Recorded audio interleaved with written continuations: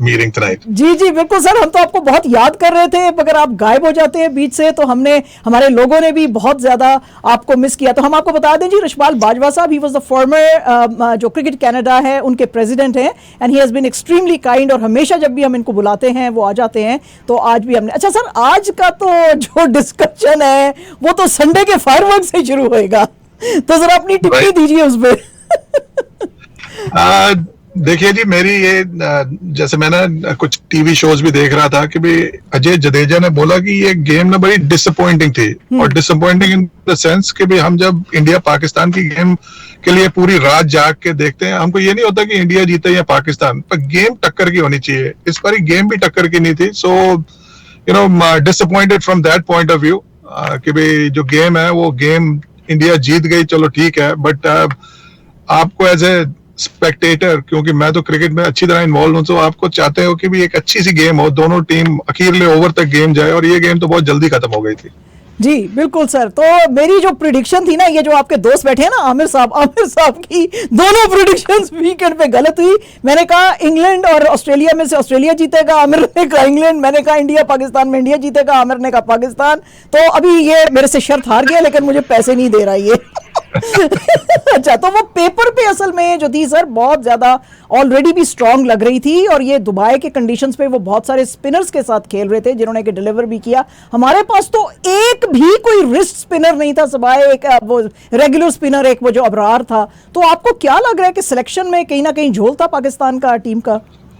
Definitely जी, मेरे ख्याल से इंडियन टीम की जो टीम कॉम्पोजिशन था वो बहुत टूर्नामेंट और सब कॉन्टिनेंट की कंडीशंस और दुबई की कंडीशन सब कुछ देख दाख के किया गया था। वेरस पाकिस्तान की टीम में सबसे बड़ी प्रॉब्लम ये थी कि भाई ना तो आपने ओपनर्स लिए और ना ही आपने एक स्पिनर, पार्ट टाइम स्पिनर के साथ। आजकल अबरार ने बहुत अच्छी बॉलिंग की, इमेजिन करिए कि अगर उसके साथ एक और अच्छा स्पिनर होता, आपके पास दो पार्ट टाइम स्पिनर है, आपको एक और स्पिनर तो मिनिमम मेरिट। अब बड़े बड़े एक्सपर्ट तो कहते हैं कि इंडिया 3 लेके चला था, आपको भी 3 लेके चलना चाहिए था, बट एटलीस्ट मिनिमम एक और स्पिनर तो होना चाहिए था। और ओपनर्स, आप बाबर को ऊपर भेज के ना आपके पास प्रॉपर ओपनर है। सो मेरे ख्याल से पाकिस्तान ने जब टीम चूज की है तो टीम कॉम्पोजिशन को अच्छी तरह देखा नहीं। अच्छे प्लेयर जरूर लड़के, मेरे को इतना डोमेस्टिक में फॉलो नहीं करता हूँ पाकिस्तान का, सो मुझे मालूम नहीं कि ये लड़के परफॉर्म कैसा कर रहे थे डोमेस्टिक में, बट सेलेक्टर्स ने अगर परफॉर्मेंस के बेस पे भी लिया तो कॉम्पोजिशन को नहीं देखा कि भाई स्पिनर नहीं है, ओपनर्स नहीं है। अब आपके फकर जमान जो है इतने इम्पैक्टफुल प्लेयर हैं, वो इंजर्ड हो गए, तो उनके इम्पैक्ट जितना आप ओपनर भी नहीं ला सके। इमाम ठीक है, ओपनिंग करता है, बट ये है कि भी आपने जो टीम कॉम्पोजिशन जो सिलेक्शन हुई है, मेरे हिसाब से they have to go back to the drawing board. और मेरे को पाकिस्तान बोर्ड से एक ही रिक्वेस्ट है, आप जो भी लड़के लीजिए, आप जिनको भी करिए, उनको थोड़ा सा मौका दे के, ग्रूम करके, ट्रेन करके, ये नहीं कि अब एक टूर्नामेंट में लेके अगले टूर्नामेंट में निकाल के फिर नयों को लेके आ जाए। So I think there should be some sort of a plan, long term plan की भी 2027 का जो वर्ल्ड कप है उसके लिए अब से तैयारी होनी चाहिए और लड़कों को मौका मिले, सो दैट कि वो उस बिग टूर्नामेंट के लिए तैयारी कर सकें। So I hope Pakistan board is listening to all the experts. मैं तो देख रहा था कि वसीम अकरम, जैसे आप अपने आप भी बता रहे थे, वसीम अकरम, इंजमाम उल हक, आकिब जावेद और सभी ने बोला है, and I think they should pay some attention to that comments what these guys are saying. जी बिल्कुल, ये जो आप अजय साहब का बता रहे थे, बयान दे रहे थे सर, ये 10 स्पोर्ट्स पे बैठे हुए थे ये सारे। अजय साहब थे उनके साथ, और वो वसीम अकरम थे और वकार यूनुस थे, तो ये लोग वहाँ पे फ़खर के साथ वो डिस्कशन सारा चल रहा था। तो यही बात आपने जो की है वही उसने वसीम अकरम ने भी किया कि भाई अब आपको न्यू ब्लड लेकर आना पड़ेगा, उनको थोड़ा ग्रूम करो, हारेंगे भी तो कोई बात नहीं है, but at least you should have वो। अच्छा हाँ जी, बिल्कुल सिलेक्शन का तो आपने बिल्कुल कहा, उसके ऊपर बहुत बड़े सवाल थे। आपको पता ही है रशपाल साहब कि पाकिस्तान का स्ट्रेंथ हमेशा से बॉलिंग उसका रहा है, तो ये लड़के जो हैं इनका स्पीड दिन ब दिन नीचे नहीं आता जा रहा है? ये जो शाहीन शाह अफरीदी है और नसीम शाह है, कुछ ये डिलीवर नहीं कर पा रहे हैं और एक ही तरह का बॉलिंग कर रहे हैं और इतने प्रिडिक्टेबल हो गए हैं कि वो इंडियन बैट्समैन जान जाता था कि ये अभी क्या करेंगे। क्या कहते हैं आप? एब्सोल्युटली, आपने सही बोला कि प्रिडिक्टेबल हो गए। हाँ। आप देख लीजिए कि भी शुरू के ओवर में शुभमन आगे बढ़ के अपना शाहीन को मार रहा है, तो उससे आपको पता है। और उसके बाद शाहीन ने कुछ चेंज भी नहीं किया, ये नहीं कि भी थोड़ी शॉर्ट बॉल करे, उसको क्रीज के अंदर भेजे वापस। आई थिंक प्रिडिक्टेबिलिटी कि भाई वो एक ही डायमेंशन पे बॉलिंग कर रहे हैं और T20 में चल जाती है कि भाई 4 ओवर होते हैं जिस तरह से। आई थिंक लॉन्गर फॉर्मेट में आपको अपनी पूरी वेरिएशन यूज करनी चाहिए और शाहीन मेरे ख्याल से he is one of the best bowlers in the world, but इस टूर्नामेंट में जो उसने बॉलिंग की है उसमें ऐसा लगा कि जैसे वो बात नहीं है। एक रोहित की विकेट जरूर उसने अच्छी ली और सेम इन स्विंगिंग यॉर्कर और बहुत अच्छी बॉल अच्छी थी उसकी सारे टूर्नामेंट में। सही बात है जी। उसके बाद उसने जब शुभमन उसको आगे बढ़ के मार रहा है और ड्राइव कर रहा है तो आपने एक शॉर्ट बॉल नहीं देखी उससे, और ही इज द लीडर कि भी वो आपका सबसे मेन बॉलर है, उसको फॉलो करेंगे नसीम और हैरिस राउफ। और मेरे ख्याल से आपकी बात एकदम सही है कि वो बड़ी प्रिडिक्टेबल बॉलिंग की और प्रिडिक्टेबल। और ये टूर्नामेंट जो दुबई में हो रहा है, स्पिनर्स ने गेम फंसानी है, फास्ट बॉलर्स को तो शुरू में ओवर जो पहला पावर प्ले है उसमें सभी को पड़ती है, और देखते हैं कि भाई कौन सा फास्ट बॉलर ओवर आपके ना पावर प्ले में रन्स कम देगा, वो टीम ऑलवेज एडवांटेज में होगी। और इंडिया के बॉलर्स को शमी को भी पड़ी शुरू में, बट ये है कि भी दूसरा जो लड़का था राणा, जो नया लड़का है, उसने बॉल में वेरिएशन काफी की, कभी स्लोअर डाल दी, कभी ऊपर डाल दी, कभी पीछे डाल दी। So I think they have to go back to the drawing board and मेरे ख्याल से coaching staff has to pick up their socks too कि भाई आप क्या बता रहे हो उनको कि भी कोचिंग कि भी क्या करना है, गेम प्लान क्या था, कोई आपने प्लान बनाया नहीं। I think these are the things that Pakistan people are going to ask the board, and I think board should be very serious about these things क्योंकि पाकिस्तान का क्रिकेट ऊपर रहना बहुत जरूरी है क्रिकेटिंग वर्ल्ड के लिए। जी ये जी सर बिल्कुल ठीक है, क्योंकि आप देखें ना कि 241 का जो है वो टोटल आपने सेव करना है, और 70 रन अगर आप दे देंगे ऐसे बॉलर भी जो आपके प्रीमियम बॉलर है तो कैसे चलेगा। यादव को देखें कितनी ज़बरदस्त उसने बॉलिंग की है। अच्छा सर, जो विराट कोहली ने कमाल दिखाया है, तो पाकिस्तान में भी लोगों ने कहा कि किंग तो विराट ही है, किंग कोहली है।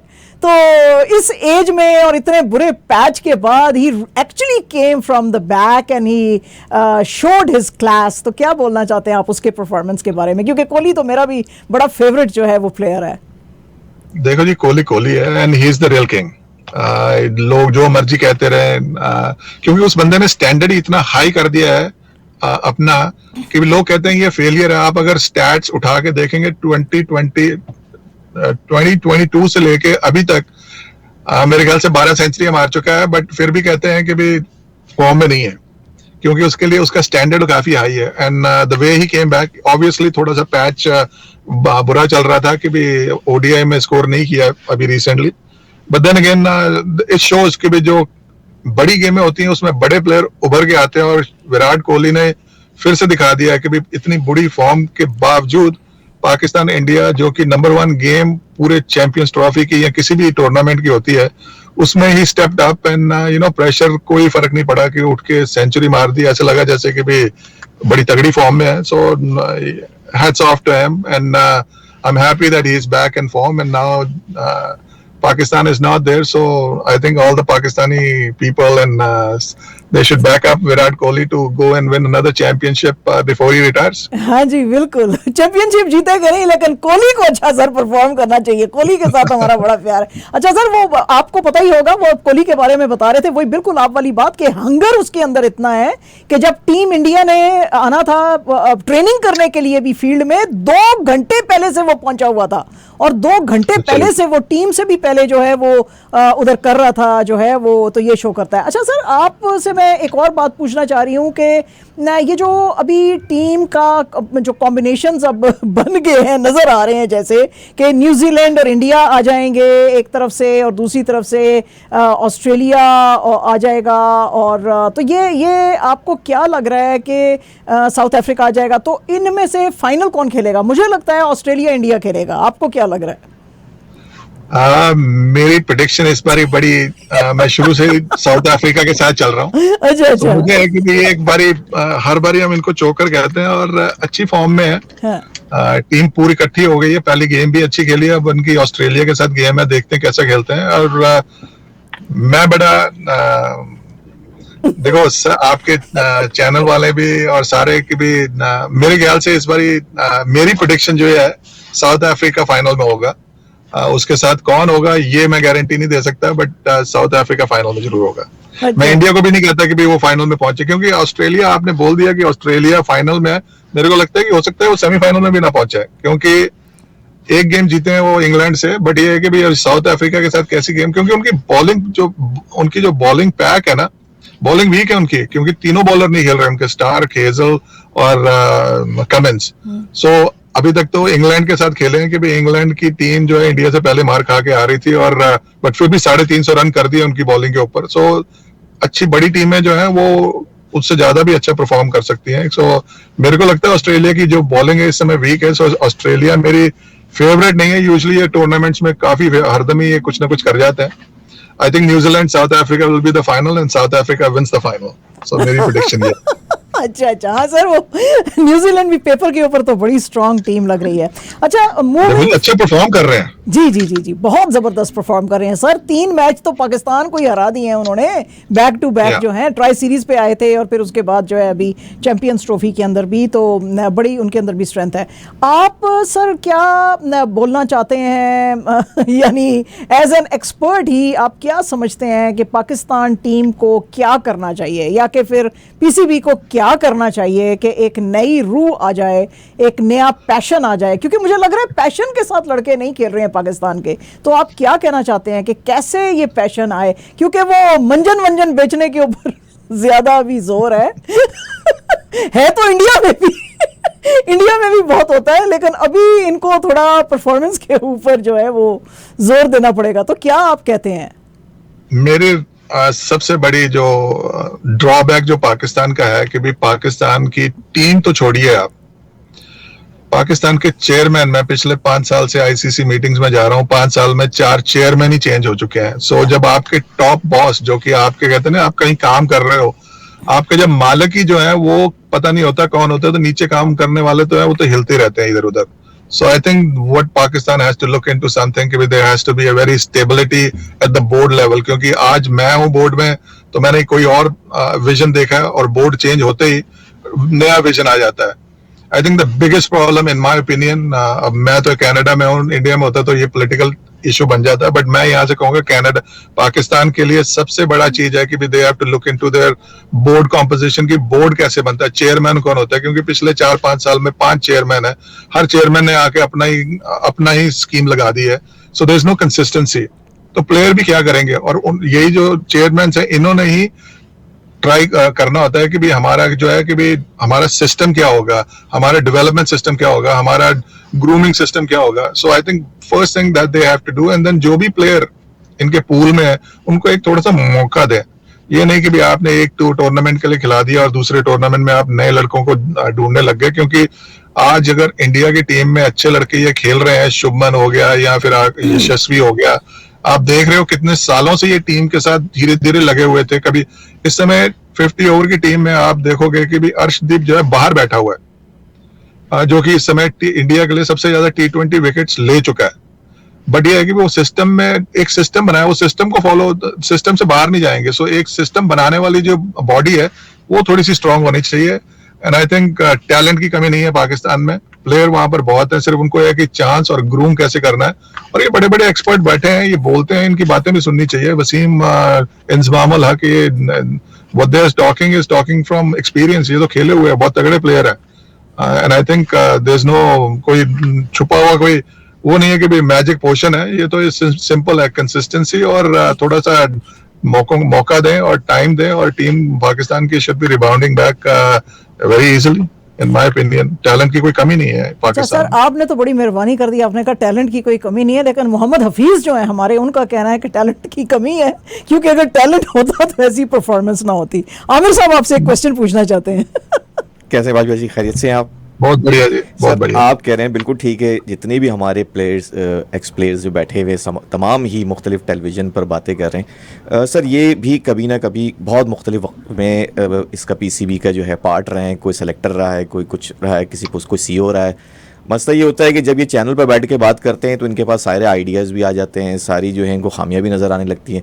लेकिन जैसे ये इस सारे, मैं मतलब किसी से पर्सनल वो नहीं, लेकिन हमने ये देखा है कि जब भी ये किसी पोजीशन पे होते हैं वो फिर परफॉर्म नहीं कर पाते। पाकिस्तान में इशू सिर्फ यही आ रहा है कि right man on the right position वो फिट नहीं हो पा रहा है, जिसकी वजह से इम्पैक्ट जो है वो नीचे भी जा रहा है, क्योंकि जब टॉप पर कोई चीज़ प्रॉब्लम क्रिएट हो जाती है तो वो फिर ग्रास रूट तक जो है वो नीचे जाना शुरू हो जाती है। तो मुझे लगता है कि कहीं ना कहीं ये भी एक फैक्टर है कि right person on the right position नहीं फिट हो रहा है। और जितने भी बड़े प्लेयर हैं, बहुत रिस्पेक्ट है, लेकिन मेरे ख्याल से वो भी फेल रहे हैं जब भी अपनी पोजीशन उन्होंने संभाली है। I totally agree with that part also कि भी कई बार ये भी लगता है कि भी ये जो प्लेयर हैं ये कुछ हद से ज्यादा क्रिटिसाइज कर जाते हैं जी। और बट क्योंकि सर मैं आपकी बात काट रहा हूँ, इंडिया पाकिस्तान की अगर हम हिस्ट्री उठाकर देख लें, वसीम अकरम, इंजिमाम उल हक, शुएब मलिक, हफीज़, शुएब अख्तर, हम सब ये सब खेल कर आए और ये सब हार कर आए। ऐसा नहीं है कि मतलब कोई ये कहेंगे हमने अपने को झंडे गाड़ दिए थे, कुछ कर दिया था, जो आज ये बातें कर रहे हैं कि ये टीम हार गई। हमारा ट्रैक रिकॉर्ड रहा है कि हमने ज़ाहिर मैक्सिमम मैच जो हैं वो हार जाते हैं इंडिया से, जब भी खासकर हम वर्ल्ड कप की बात करें। तो इसमें मतलब कोई अपनी बातें अब इस वक्त करना, ये दूसरे प्लेयर्स के ऊपर इल्ज़ाम देना, तो वो मुझे ऐसा लगता है कि बस एक क्रिटिसिज्म करनी है, चैनल्स में बैठ के TRP लेनी है, तो कुछ भी बोले जाऊँ। यानी आपकी बात see when I'm talking I'm not talking just about India Pakistan game. India Pakistan game जो प्रेशर गेम है, मेरे ख्याल से इनमें से किसी के पास भी कोई वो नहीं है। I think there are Sarfaraz I think is one of the guys who can say कि मैंने तो इंडिया को चैंपियनशिप फाइनल में भी हराया हुआ है, नहीं तो अदरवाइज जो रिकॉर्ड है इनका रीसेंट पास्ट में इंडिया के साथ। But what I mean is कि भी जो ग्रास रूट सिस्टम है, जो सिस्टम्स है पाकिस्तान के, अब तो बाहर लोगों को भी दिखने लग गया है कि भी ये कंसिस्टेंसी चाहिए और हर आदमी यही बोलता है। सो आई एम जस्ट सेइंग कि भी इनकी पॉजिटिव बातें जो हैं जरूर इंप्लीमेंट करनी चाहिए। और आपकी बात 100% सही है कि ये लोग जब खुद भी वो बोर्ड और कुछ पोजीशंस में रहे थे and the same issues were there, but I think कि भी पाकिस्तान में टैलेंट की कमी नहीं है। अगर कोई आदमी डॉक्टर हफीज अगर बोल रहे हैं कि भी टैलेंट नहीं है, तो I think I can challenge him on that part. I think the pathways and the grassroots system and the the proper channel is not there कि भी एक सिस्टम से लड़का निकला हुआ। अब इंडिया ने वो चैनल बना लिए हैं कि भी IPL हो गया, डोमेस्टिक क्रिकेट हो गया, आपके A टीम का सिस्टम हो गया। आपको ये नहीं मालूम होगा कि शुभमन गिल ने इंडिया खेलने से पहले 50 से लेके 80 गेमें इंडिया A के लिए खेलती थी, तब वो इंडिया के लिए खेला। सो वो सिस्टम बनाया हुआ है कि भी आपको ना पक्का कर देते हैं। And I think that's what is needed in Pakistan. पहले जो departmental games वगैरह होती थी, अब I don't quote me on that, but when I talk to some Pakistani friends here, they say कि भी पहले जब departmental game में होती थी, league वगैरह होते थे, तब वो they were much more better to find the right talent and progression के लिए बहुत सही थे। बट अब वो चीजें नहीं है। But and then again don't quote me on that because this is not a first hand second hand information. बट मेरे ख्याल से आपको कंसिस्टेंसी के लिए ना, ग्रास रूट सिस्टम के लिए आपको एक सिस्टम ऐसा चाहिए, जो मैनेजमेंट ऐसी चाहिए जो कि इम्प्लीमेंट कर सके 4-5 साल के लिए। ये पंचवर्षीय योजना ऐसी होती हैं, ये 6 महीने के क्विक फिक्स में आप कभी भी ये फिक्स नहीं कर पाओगे कि भी T20 का वर्ल्ड कप है तो आमिर को खिला दो, अब ये आए तो कोई और आके खेल गया। You have to find a consistent way and find a way how these people are evaluated and brought to the team and then they're given a proper chance.